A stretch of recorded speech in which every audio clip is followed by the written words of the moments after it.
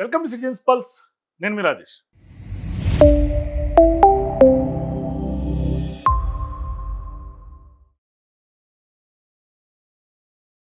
హైడ్రా రంగనాథ్ గారి విషయంలో మొన్న హైకోర్టు అరెస్ట్ చేయమని వ్యాఖ్యలు చేసింది. ఇవాళ ఏకంగా ఆర్మీని రంగంలో దించమని ఆదేశాలు ఇచ్చింది. సో అసలు ఎట్లా చూడాలా? ఎందుకంటే దేశ చరిత్రలో ఎప్పుడు లేనటువంటి విధంగా తొలిసారిగా హైకోర్టు ఒక ప్రైవేట్ వివాదాస్పదకు సంబంధించినటువంటి భూములను, ఆస్తికి సంబంధించినటువంటి రక్షణ కల్పించేందుకు ఏకంగా ఆర్మీని, సాయుధ బలగాలని మోహరించాలని తెలంగాణ హైకోర్టు ఆదేశించింది అంటే ఎంత సీరియస్ అలిగేషన్స్ చేసింది, ఎంత సీరియస్ ఆర్డర్స్ ఇవి. రాష్ట్ర ప్రభుత్వం దానికి సంబంధించినటువంటి యంత్రాంగం పైన కూడా తమకు పూర్తిగా విశ్వాసం కోల్పోయామని ఏకంగా హైకోర్టే వ్యాఖ్యలు చేసినటువంటి నేపథ్యం. అంటే రాష్ట్ర ప్రభుత్వాన్ని కూడా హైకోర్టు నమ్మట్లేదు అని స్పష్టంగా అర్థమైపోయింది. ఇటువంటి విషయాల్లో ఆర్మీని ఖచ్చితంగా జోక్యం చేసుకోవడం అని కోరడం సాధారణంగా అయితే కాదు. కానీ రాష్ట్ర ప్రభుత్వం పైన నమ్మకం పూర్తిగా పోయింది కాబట్టి సచివాలయంలో కూర్చున్నటువంటి వారికి కూడా రాష్ట్రంలో ఏం జరుగుతుందో తెలుసుకోవాలి అని కూడా న్యాయమూర్తిగా ఉన్నటువంటి జస్టిస్ అనిల్ కుమార్ జూకంటి తీవ్రమైనటువంటి వ్యాఖ్యలు చేశారు. ఏ విషయంలో వ్యాఖ్యలు చేశారు? ఇటువంటి వ్యాఖ్యలు లోతుకుంటకు సంబంధించి సికింద్రాబాద్లోని వివాదాస్పదమైనటువంటి భూమిలో హైడ్రా గత కొంతకాలంగా ఓవర్ యాక్షన్ చేస్తున్నటువంటి నేపథ్యంలో అక్రమంగా జోక్యం చేసుకుందని ఆరోపణలు చేస్తూ శాంతారాం కన్స్ట్రక్షన్స్ ప్రైవేట్ లిమిటెడ్ దాఖలు చేసినటువంటి కోర్టు ధిక్కరణ పిటిషన్, మొన్న ఇదే కోర్టు ధిక్కరణ పిటిషన్లను అరెస్ట్ చేయమని కూడా హైకోర్టు సూచనలు చేసింది. సో ఈ నేపథ్యంలో విచారిస్తూ ఈ ఆదేశాలు, అంటే ఆర్మీని రంగంలో దించమని ఆదేశాలు జారీ చేసింది. మరి కోర్టు ఉత్తర్వులను పదే పదే ఉల్లంఘిస్తున్నటువంటి హైడ్రా కమిషనర్ ఏవి రంగనాథ్ను అవసరమైతే ఆర్మీ అదుపులోకి తీసుకుని ఆర్మీ బ్యారక్స్లో ఉంచాలని కూడా ఆదేశాలు జారీ చేసిందంటే ఎంత సీరియస్ కామెంట్స్ హైకోర్టు చేసిందో ఇవాళ మనం అర్థం చేసుకోవచ్చు. ఒకసారి నిజంగా ఇవాళ ఈ వీడియో చూస్తున్నటువంటి ప్రేక్షకులందరూ కూడా నిజంగా హైకోర్టు చేసినటువంటి వ్యాఖ్యలు ఆధారితంగా హైడ్రా రంగనాథ్కి సంబంధించినటువంటి నేపథ్యంలో ఆర్మీ నిజంగా రంగంలో దిగాల్సినటువంటి అవసరం ఎంత మేరకు ఉంది? నిజంగానే ఇవాళ ఈ ప్రభుత్వం మీద ప్రజలకు నమ్మకం పోతోంది, కోర్టులకు నమ్మకం పోతోంది. మీ అభిప్రాయాలను కూడా స్పష్టంగా కామెంట్స్ రూపంలో తెలియజేయండి. అయితే దీని సందర్భంగా ఈ కోర్టు సంబంధించినటువంటి ఆదేశాల సందర్భంగా అంటే ఆ మ్యాటర్స్ జరుగుతున్నటువంటి నేపథ్యంలో హైకోర్టు రిజిస్ట్రార్ జనరల్ వెంటనే బైసన్ డివిజన్లో విధులు నిర్వహిస్తున్నటువంటి సీనియర్ బ్రిగేడియన్ కూడా సంప్రదించి శుక్రవారం నాటికల్లా 10 మంది ఆర్మీ సిబ్బంది జాబితాను కూడా సిద్ధం చేసి ఆ యొక్క వివాదాస్పద స్థలంలో భద్రత కోసం నియమించాలని ఆదేశాలు జారీ చేశారు. అంటే 10 మంది ఆర్మీ తోటి ఒక టీంని ఏర్పాటు చేసి ఆ టీంని ఇప్పుడు అక్కడ భద్రతగా ఉంచమని చెప్పారు. అంటే హైడ్రా ఎన్నిసార్లు చెప్పినా ఆ యొక్క భూమిలోకి వెళ్ళటం, పనులు నిలిపేయించడం, కొంత అక్కడ ఆర్మీ అధికారులు ఇవాళ ప్రొటెక్షన్ ఉండాల్సినటువంటి పరిస్థితి. కాబట్టి ఖచ్చితంగా ఇక ఈ ప్రభుత్వం మీద నమ్మకం లేదు. ఈ ప్రభుత్వం ఎన్నిసార్లు చెప్పినా హైడ్రాను ఉపయోగించి ఏం చేస్తోందో మనందరికీ తెలుసు. కాబట్టి ప్రైవేటు భూములను రక్షించాలన్నా లేకపోతే వివాదాస్పదమైనటువంటి భూములు అంటే కొంత వివాదాస్పద భూములు ఎందుకు అంటున్నారంటే గత కొంతకాలంగా డిస్ప్యూట్స్ ల్యాండ్స్లో ఎక్కువ హైడ్రా జోక్యం చేసుకుంటుంది. అది ప్రభుత్వ ల్యాండ్స్ అని చెప్పి అక్కడ పెద్ద ఎత్తున ఫెన్సింగ్ ఏర్పాటు చేస్తుంది. ఇవాళ హైకోర్ట్స్లో స్పష్టంగా దానికి సంబంధించినటువంటి ఆధారాలు, అట్లాగే హైకోర్టు ఇచ్చినటువంటి ఆర్డర్స్ని కూడా లెక్క చేయట్లా. ఈవెన్ మొన్న మనం చూసాం 650 ఎకరాలకు సంబంధించి ఎప్పటి నుంచో తాతల తరాల నుంచి చేసుకుంటున్నటువంటి రైతుల దగ్గర కూడా 650 ఎకరాలకు సంబంధించి ఇది మొత్తం ప్రభుత్వ భూమి అని చెప్పి ఫెన్సింగ్ వేస్తే ఆ ఫెన్సింగ్ని ఇవాళ హైడ్రా తీసేయమని చెప్పింది. ఇట్లా ఇవాళ సేమ్ లోతుకుంటకు సంబంధించినటువంటి ఆ భూమికి సంబంధించి అయితే ఇక్కడ ఆర్మీ సిబ్బందిని అక్కడ మోహరించండి అని స్పష్టంగా హైకోర్టు చెప్పేసింది. అంటే హైడ్రా అధికారులు సహా ఎవరైనా ప్రైవేట్ వ్యక్తులు ఎవరు ఆ స్థలంలోకి వెళ్ళినా అక్రమంగా ప్రవేశిస్తే వారిని వెంటనే అదుపులోకి తీసుకొని ఖచ్చితంగా ఆర్మీ బ్యారెక్స్లోకి తీసుకెళ్లి తోసిపడేయండి అని చెప్పింది.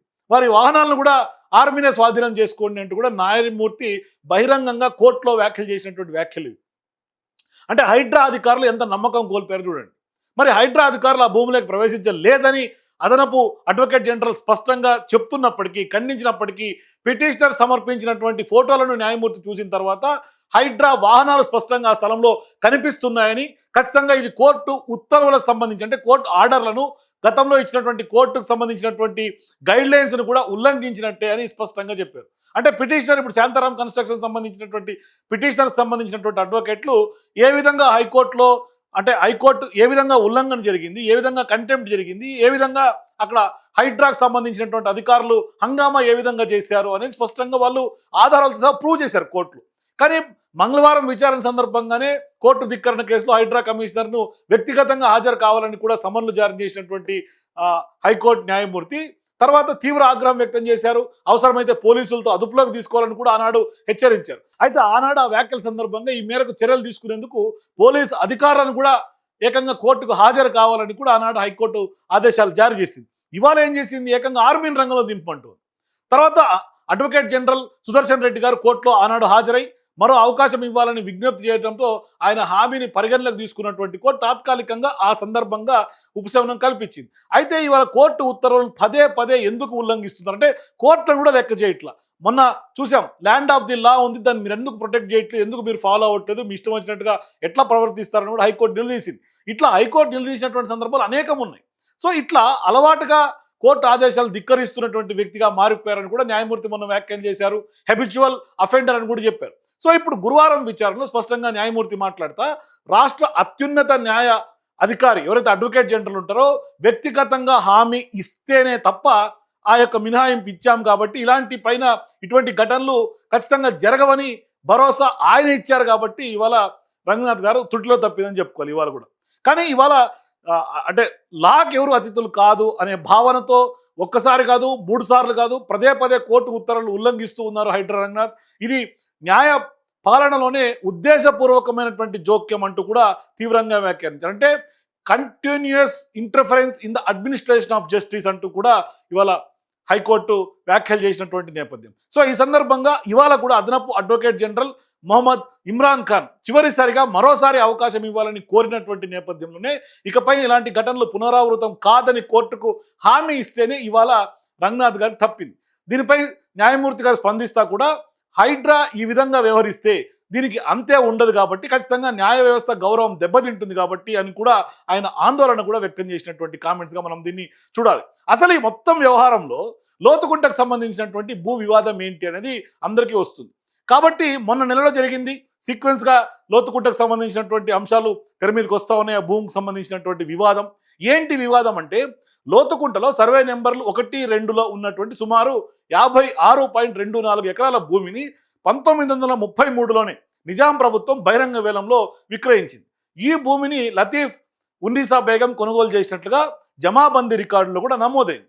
అట్లాగే 1955లో ఈ భూమిని సేట్ కిషన్ రామ్కు విక్రయించబడింది. అనంతరం ప్రభుత్వం కూడా పలుమార్లు ఈ భూమి నుంచి రైల్వే లైను ఇతర ప్రజా ప్రయోజనాల పనుల కోసం కొంత భూమిని సేకరించి యాజమాన్యులకు అధికారికంగా పరిహారం కూడా చెల్లించింది. అంటే ఈ సమయంలో కూడా ప్రభుత్వం ఈ భూమిని ప్రైవేట్ యాజమాన్యంగానే గుర్తించినట్లు మనకి గతంలో ఉన్నటువంటి ప్రభుత్వ రికార్డులే చెప్తూ ఉన్నాయి. సో 2006లో భూ యజమానులకి కొంత శాంతారాం కన్స్ట్రక్షన్స్కి మధ్య డెవలప్మెంట్ ఒప్పందం కూడా కుదుర్చుకున్నారు. 2008లో కంటోన్మెంట్ బోర్డు లేఅవుట్కి కూడా అనుమతి ఇచ్చింది.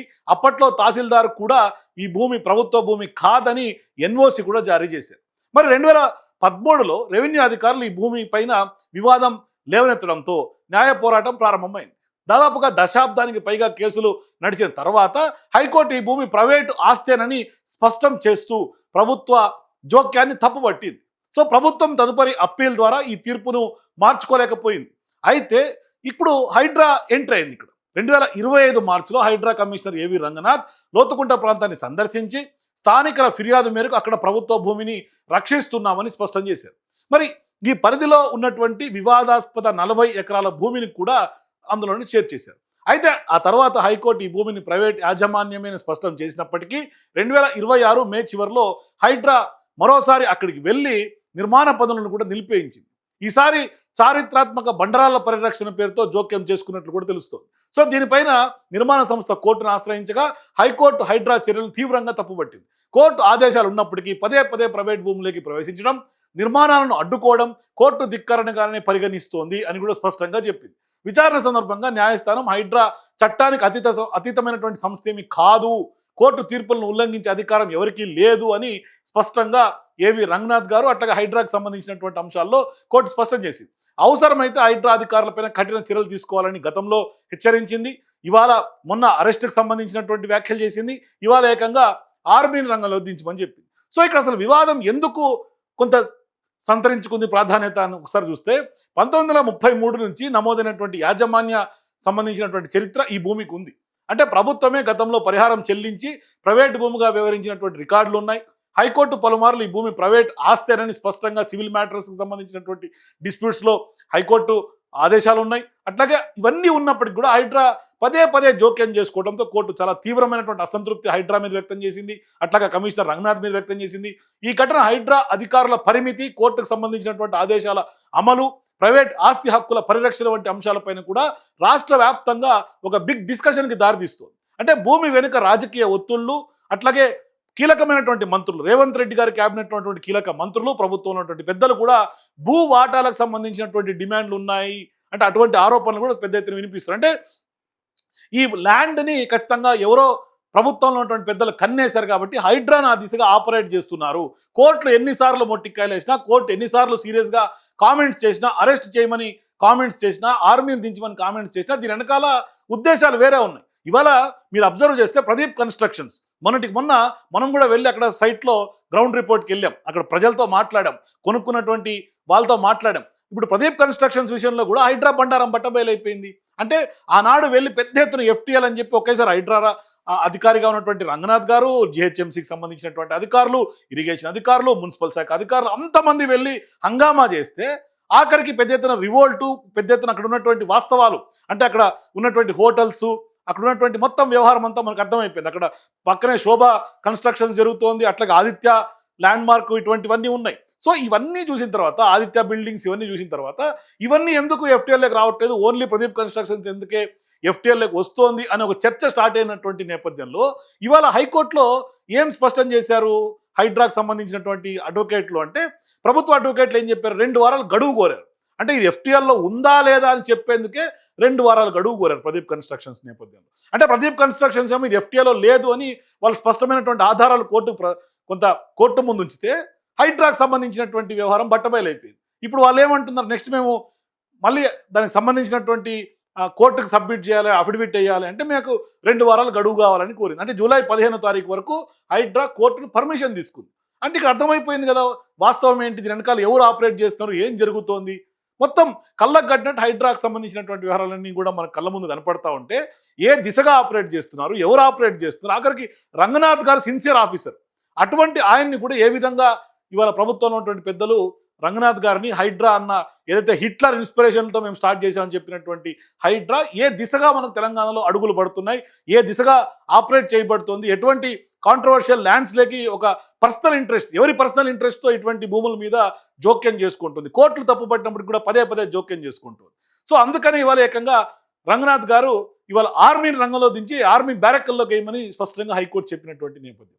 సో ఖచ్చితంగా ఇవాళ హైకోర్టు చేసినటువంటి వ్యాఖ్యల మీద మీరు కూడా మీ అభిప్రాయాల కింద కామెంట్స్ చెప్పండి. For more videos please watch citizens pulse.